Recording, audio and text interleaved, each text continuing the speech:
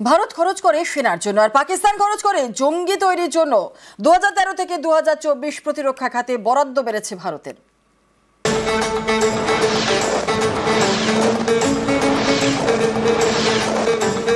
Operation সিঁদুর পাকিস্তানের বুকে প্রত্যাঘাত।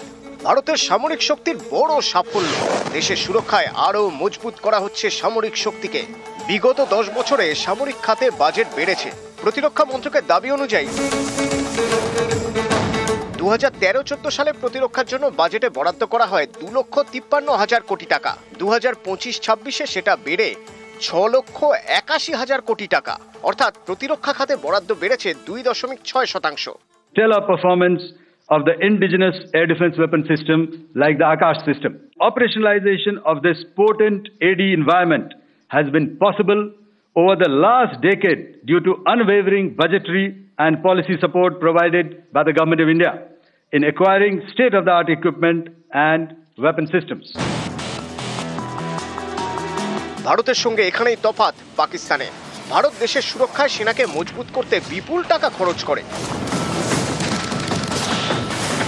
আর পাকিস্তান টাকা খরচ করে জঙ্গি তৈরি করতে, যাতে ভারতকে রক্তাক্ত করা যায়। পাক সেনারই এক জুনিয়র অফিসার স্বীকার করেছেন, প্রতিরক্ষা খাতে খরচ আগের থেকে অনেক কমানো হয়েছে।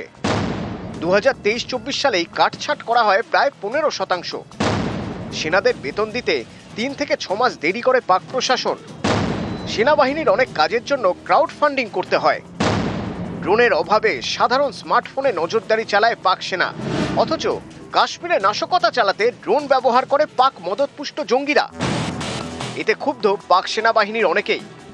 তারা বলছেন, পাক সেনাবাহিনীতে সাঁজোয়া গাড়ি, চিকিৎসা সামগ্রী, এমনকি শীতের পোশাকেরই সংকট রয়েছে। সিয়াচেনের মতো ঠান্ডাতেও একই ইউনিফর্ম দীর্ঘদিন ধরে পরতে হয়, নিয়মিত বদলানো হয় না। 2023 সালে কাশ্মীর সীমান্তে শীতের পোশাকের অভাবে 6 পাক জওয়ান মারা যান বলেও অভিযোগ। পাক জওয়ানদের অনেকে বলছেন, তাদের কপালে এরকম হাজারো দুর্ভোগ, অথচ জঙ্গি সংগঠনের জন্য জলের মতো খরচ করে পাকিস্তান। লস্করে তৈবা, জৈশ এ মোহাম্মদের মতো সংগঠনের পিছনে বিপুল খরচ করা হয়। সেনাবাহিনীর থেকে দ্বিগুণ খরচ করা হয় এইসব জঙ্গি গোষ্ঠীর জন্য। লস্করের মতো জঙ্গি সংগঠনগুলিকে সেনার বিকল্প মনে করে ইসলামাবাদ। हम आतंक की सरपरस्त सरकार और आतंक के आकाओं को अलग अलग नहीं देखेंगे। নিউজ 18 বাংলা। ভারতের প্রত্যাঘাতে বিশামাল, বাধ্য হয়ে ওপার থেকে বিরতির আবেদন, আর সেই মতো এখন সামরিক বিরতিতে ভারত পাকিস্তান। এরপর থেকে ধীরে ধীরে ছন্দে ফিরছে রাজৌরি থেকে রাজস্থান।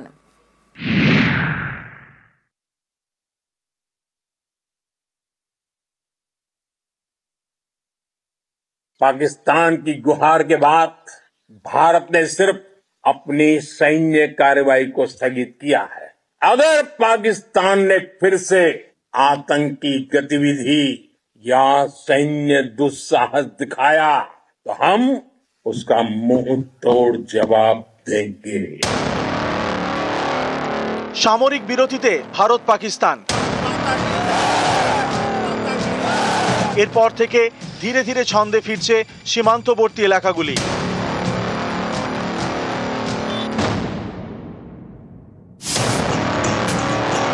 কদিন আগেই ওপার থেকে ধেয়ে আসছিল গোলাগুলি, পাল্টা জবাব দিচ্ছিল ভারতীয় সেনাও।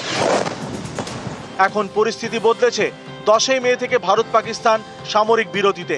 জম্মুর বিভিন্ন শহর ছন্দে ফিরছে। জম্মুর রিয়াসিতে এদিন স্কুল খোলে, পুঞ্চে এদিন বাজারহাট খোলে, তবে লোকজন এখনো আগের তুলনায় কম।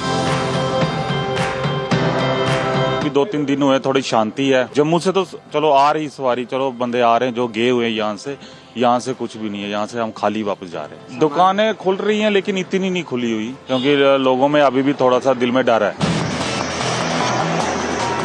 জম্মুর আরেক শহর রাজৌরি, এখানে সোমবার রাতেও ব্ল্যাকআউট করে দেয় প্রশাসন।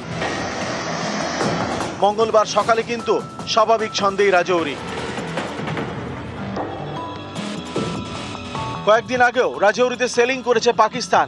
এদিন একটি মর্টার সেল উদ্ধার হয়, সেটিকে নিষ্ক্রিয় করে বম্ব স্কোয়াড।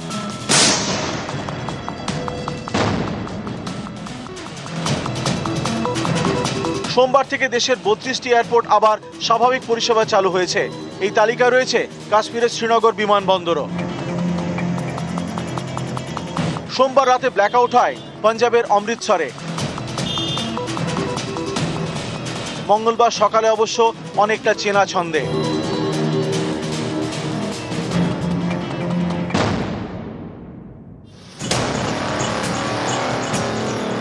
গত শুক্রবার রাতে রাজস্থানের বাড়মেরে পাক মিসাইল ধ্বংস করে ভারতীয় সেনা। এই বাড়মেরও ফিরছে চেনা ছন্দে, খুলেছে স্কুল, বাজারহাট। নিউজ 18 বাংলা। সীমান্তে উত্তেজনা, বেজায় চাপে পাকিস্তান। তারা বাংলাদেশের জমি ব্যবহার করে ভারতে হামলার চেষ্টা করবে না তো? তুফানগঞ্জের চর বালাভূত গ্রামে এই নিয়েই উদ্বেগ, কারণ বাংলাদেশ সীমান্ত ঘেঁষা এই গ্রামে কোনো কাঁটাতারই নেই। ভরসা বলতে বিএসএফ এর নজরদারি। স্থানীয়রা কাঁটাতারের দাবিতে সরব হয়েছেন।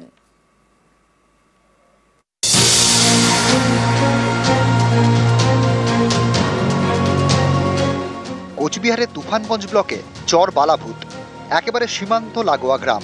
এই গ্রাম পেরোলেই বাংলাদেশ, কিন্তু দুদেশের মধ্যে কোনো কাঁটাতার নেই।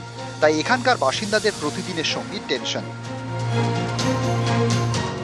আতঙ্ক তো লাগবেই, একটু খোলা মার্কেট এখানে, আর মনে করো বিএসএফ তো আছে, বিএসএফ এর জন্য একটু আমার টেনশন কম আছে। কখন কোথায় কোন আতঙ্কবাদী আসবে এটা তো আর বলা যায় না, ঢুকে পড়তেই পারে।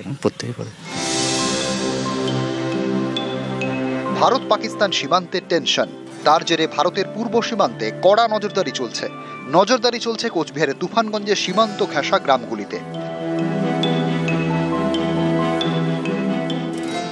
এই তুফানগঞ্জের প্রত্যন্ত এলাকা মধ্য বালাভূত। গা ঘেঁষে বয়ে গিয়েছে তোরসা, তিস্তা, রায়ডাক, সংকোষের মিলিত স্রোত। এই নদীতে নৌকায় চেপে টহলদারি চালায় বিএসএফ। নদীর ওপারে চর বালাভূত, প্রায় 2500 বাসিন্দা। এখানেও অস্থায়ী ছাউনি থেকে নজরদারি চালায় বিএসএফ। এই গ্রামের পাশেই বাংলাদেশ, কিন্তু কোনো কাঁটাতার নেই। স্থানীয়দের আশঙ্কা, কাঁটাতার না থাকায় বিএসএফ এর নজর এড়িয়ে বাংলাদেশের দিক থেকে যখন তখন বিপদ আসতে পারে। এই যে নদী ওই পারে যারা আছে তারা কি করে যাতায়াত করে? কার দেহে যাতায়াত করে? ওই পারে তো বাংলাদেশ, কোনো কাঁটাতার নাই। তো যদি কোনো মানুষ ওই যে চোরা চালানকারী বা দুষ্কৃতী যারা আসে, তারা কি দিনের বেলা আসতে পারে? না, দিনের বেলা আসতে পারে না, রাতে আসতে পারে। দিনের বেলা নজরদারি থাকে, রাতের অন্ধকারে ঢুকে।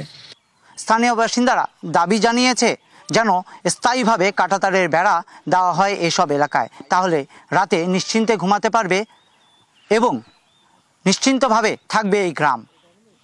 এখন দেখার বিষয় কতদিনে এই সব এলাকায় কাঁটাতারের বেড়া স্থায়ীভাবে দেওয়া হয়। তুফানগঞ্জ থেকে ক্যামেরায় সঞ্জয় মণ্ডলের সঙ্গে রকি চৌধুরী, নিউজ 18 বাংলা।